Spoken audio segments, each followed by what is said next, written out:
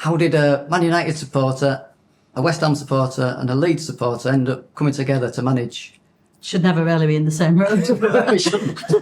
To have a lettings business, because it wasn't our original intention, was it? Well, I remember us sat outside the cafe just up the road, and it's nearly 16 years ago. And it was just to manage your properties. I've had properties over 35 years, and in that time I've had agents, and some mostly bad agents. So that is the reason that we started look after our own properties, basically, because we couldn't find anybody else to do it. And I think renovating, we picked up loads of ideas when we improved the properties. Yeah. The basic thing was adding on suites to all the properties, upgrading the quality throughout. New kitchens. I think some of the kitchens are better than my kitchen at home in some of these properties, but really going for the top end of the market. And so we learned a lot in that process. But also, I think then some of those properties, to finance the ongoing refurb, we had to sell some of them. The people who bought those properties asked us to manage them. Yeah, and we've still got them to this day. Yeah. We still manage for those people. Yeah. If somebody's looking for an agent, they need to find an agent that has the perspective of an owner, of a landlord, and is able to tackle the management from that perspective.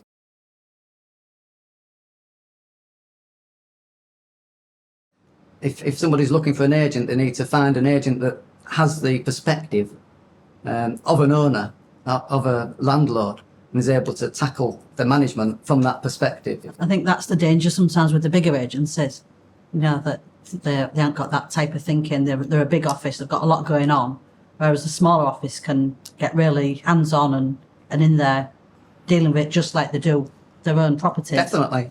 And also an agent that is specialising in HMOs, because it's a different area totally to residential properties.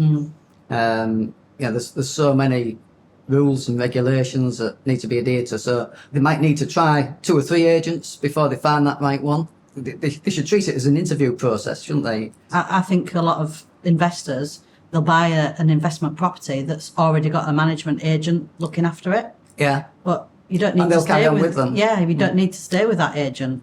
It might be the reason why that owner's having to sell the property. Yeah. They might not be making that property work the way it should be. HMOs can be a really good, successful investment, but you've got to run them properly. And people will spend a lot of time choosing and deciding before they buy a property, but they might choose an agent just on a whim. When a landlord's looking for an agent, there's obviously a lot of options there, but if they've got an HMO and they want an HMO looked after, it's a totally different kettle of fish to a residential property or flats or anything else. It's so intense looking after an HMO. You've got 5 or 6 people, 4, 5, 6 people in a house. So you're not all on separate tenancies. All on separate tenancies. They're not all all gone in at separate times.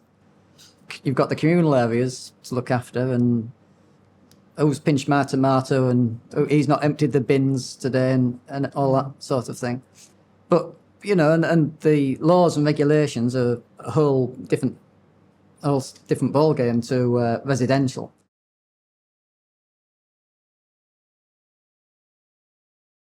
You don't want to be tied in to a deal that isn't right for you.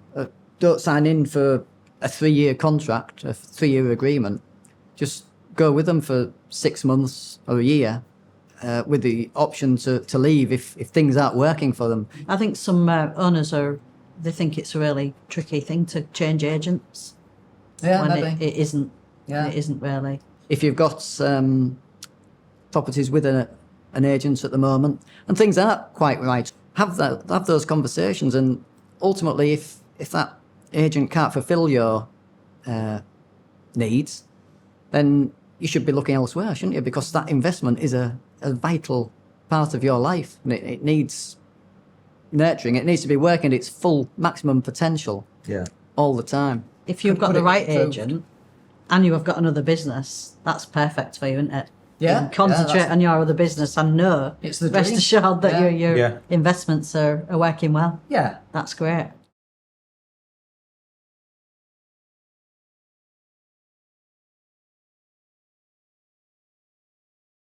You can lose money sleepwalking through an investment so easily. If somebody's given notice to move out, does that agent then start looking for somebody to replace that tenant?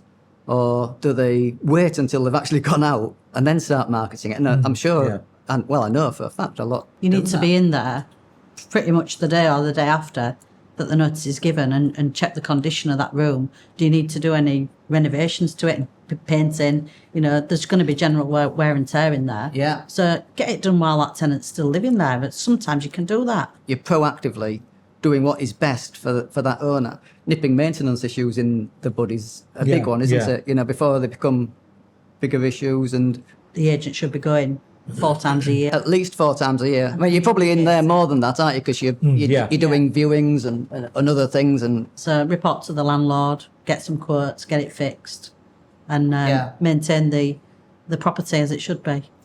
And then inspection reports, looking for repairs and issues, and curbside appeal and improvements, and how that property looks from a viewpoint of a tenant. You want to let a property on first viewing, and your curbside appeal will help you do that. What if you were going to rent that room? Yeah. Not just as in, this is your job. You're showing somebody around to look at a room. Would you? Would you rent that room, basically? Yeah. Would you live there? Yeah. Exactly. You get the property let on first viewing. Yeah. You're getting rents from day one. You know, not 2 or 3 weeks down the line. It's a good cost. So they just leave the properties with their agency. Yeah. And it's just ticking over in the background. Yeah. So you could have an agency who recommends improvements. So they could be getting £90 a week for a room. Yeah. But go with another agency, and they'd say, if you did this or did that, you get £110 a week for a room. Yeah. And if they've got a few properties, there could be a massive increase over a year. And it puts up the value of an investment property as well. So you're getting more rents, but you're also increasing your value. The better properties an agency have, word of mouth, more tenants. It's a snowball effect, and it is a win-win situation for agency and investors, owners. I think it should always be win-win-win, shouldn't it? That if the tenant wins, then it's a lot easier for the agents, and it's also means that the owner is getting the full rent at the maximum, and that is always the target, is those win-win-win situations. If you do it the other way around and just start looking at the money side first, and I'm going to cut corners here, I'm going to save a bit of money there, I'm going to try and get £180 for that room when it's only worth 120. Then you run into problems. An agent's there to take the stress away from an owner, not add to it. Ask your agent if they're part of any associations. For instance, in our area, it's the Humble Landlords Association, and we have monthly meetings. We're always kept informed of new changes in legislation. And just to share best practices with other landlords and other organisations is always There's some beneficial. landlords who attend those meetings that self-manage. And there's nothing wrong with self-managing your property. Not at all. No, I mean, that's the ideal thing. If you get thing. it right, the regulations and compliance. Yeah. But if you buy more and more properties, which you're doing well, you may need an agent. To summarise, if you're looking for an agency to manage your investment, I think you need to be talking to at least 3 local agents. Be comfortable that there's somebody you can work with, and if you can, see other properties so you know where you are in the marketplace. If you're an investor looking for an agency, have a list of questions and goals you want when you go to the agency, and see if they can fulfil those. Your agent's got to be honest and tell you up front from the beginning. Yeah. It needs a schedule of works, maybe it don't need anything. You've bought a turnkey investment and it's great. You need to try and find an agency that represents or looks after the kind of properties you're looking to invest in. And they've got that. To do that, I think they need to have that perspective of an owner. Overall, as long as you get the right property, the right area, right agency, an investment should be the way to go.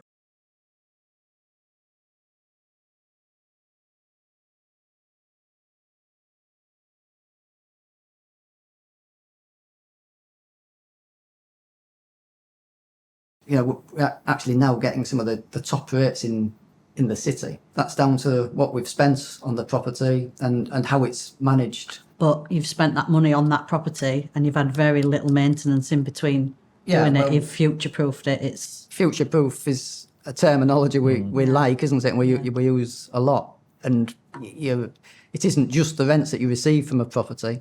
It's keeping the cost to a minimum as well. And if you can do it, and property's a long-term game, isn't it? So you need to be willing to invest. It doesn't end when you buy the property. And this is why I think some honest conversations need to be had between owners and agents. From my point of view, I think you'd want that, because it shows that, one, you know what you're talking about, and two, you've been honest. got to be honest. Rather than we'll just take anybody. Yeah. You'll end up with... That's what an agent needs to be, I think. They've got to be straight up. You've turned some away in the past, haven't you? Definitely, yeah. I'll never take on a property unless I've seen it myself. I don't want to see pictures. I want to see it in the flesh. Yeah. I want to go in there and have a look at it. Yeah. And if it needs work, it don't mean to say I'm not going to manage it. It means to say I'm going to set a schedule of works out between the agent, us, and the owner, and get that property to a standard that is lettable, that's like the ones that we already have. Yeah. Your property isn't up to standard, you might have more voids, you might have lower rents, you might have lower quality of tenants. Rent arrears. Then arrears start to crop up. And then if they leave or they don't pay, whatever, you struggle to fill that room again because it's not presented right, and it just spirals down. As opposed to what you're trying to achieve is the exact opposite of that, isn't it? You need to talk to the agent, ideally before you buy your property, but if you've got a property, there's still conversations to be had. But you need to know where that property stands in the marketplace. There's a market for all types of, all standard houses, isn't there? We know that, you know.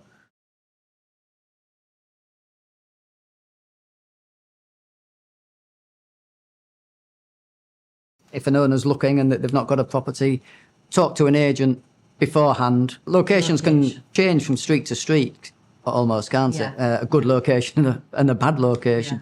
So you've got to have those conversations early. And we've had some people who have just paid £5,000 for a seminar and roll on. You can have 10 properties in no time. I think these seminars lead you to believe that you can just go and do that anywhere you like. Yeah. And if you're not experienced in that way, and you think you're gaining the experience through seminars, I think it's wrong. Before anybody did that, I highly recommend that they speak to agents, local agents, and about the feasibility and the practicality of acquiring properties. You need somebody who's in the area, like you said, knows. We know in this town, you know, certain areas are good, you would rent. Yeah. And other areas we wouldn't want to rent properties in.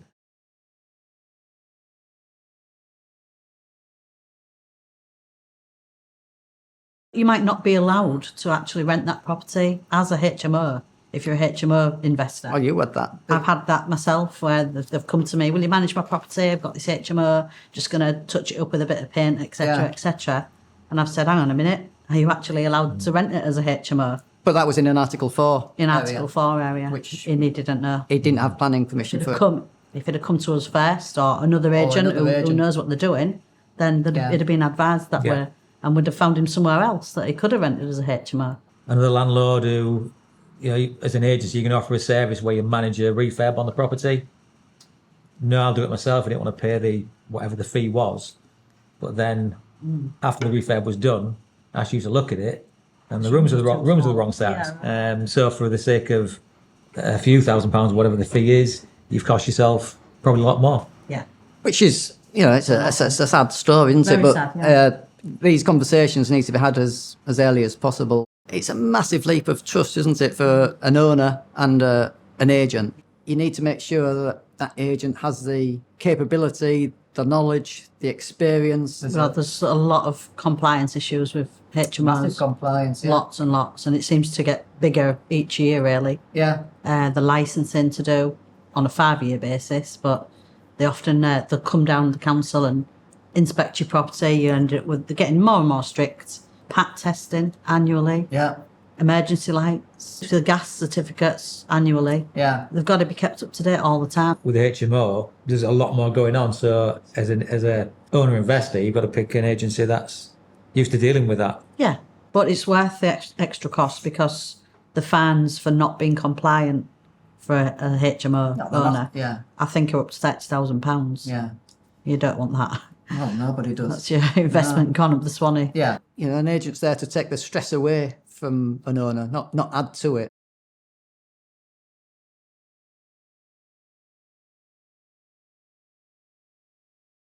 There's so much that you just cannot physically be aware of if you have an agent. You know, if you have a local agent, they'll tend to have local contractors who they'll use, Yeah. who will then respond to them. Whereas if you're a national firm, I'm not sure how that really works. I've had tenants who will ring up or they'll complain about something. Something's not working, some electrical item's not working. And now a national agent might send an electrician down there or you call out charge. And I've gone down and it's been turned off by another tenant. Yeah. Or the kettle's tripped. Yeah. Something like that. Yeah. It's putting us, putting the Switch back up, switch yeah. back up, yeah. So Or just You see, and the owner is trusting their agent. Well, they When don't- they get their Yeah. bill, they'll they're never trusting know. that They've just got an electrical fault bill, Yeah. or it might be the water needs pressurising for the boiler, the boiler, that's the main That's one, the main common. ones, yeah. which is, but it's like it's a quick fix, isn't it? But quite easily, if you've got the wrong agent, you could pay £100 Yeah, they'll still have a standard call out charge, won't they? for a £10 fix. Yeah.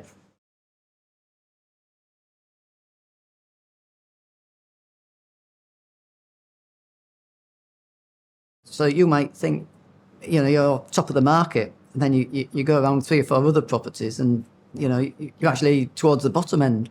If rents are like for like, you're expecting to get £150 a room, but there's houses that are so much better quality for 150, 140. Then you're just not going to get it, are you?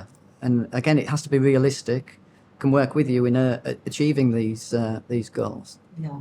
Any agency should be happy to show a potential investor some of the properties they currently manage. Yeah, exactly that.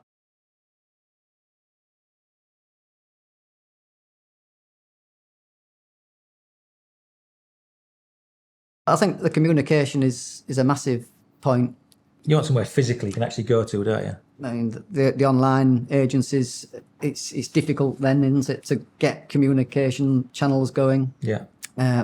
between the agent and the owner. The agent should always be available for the landlord. And transparency, I think, is a big factor as well. A lot of the account systems now, the landlords can log in, can't they, to have a look. And We've upgraded recently, haven't we? And the owner gets an app and they can sort their own accounts out from that. No news is not always good news. it isn't. A lot of landlords will be sat there thinking, oh, you know, my investment's running smoothly, you know, I never heard from my agent. Yeah. If you haven't heard from your agent within 3 months, they've not done an inspection No. because you should have had that report sent to you. Yeah. You know, you get a lot of landlords or investors will have properties, they'll have business interests elsewhere.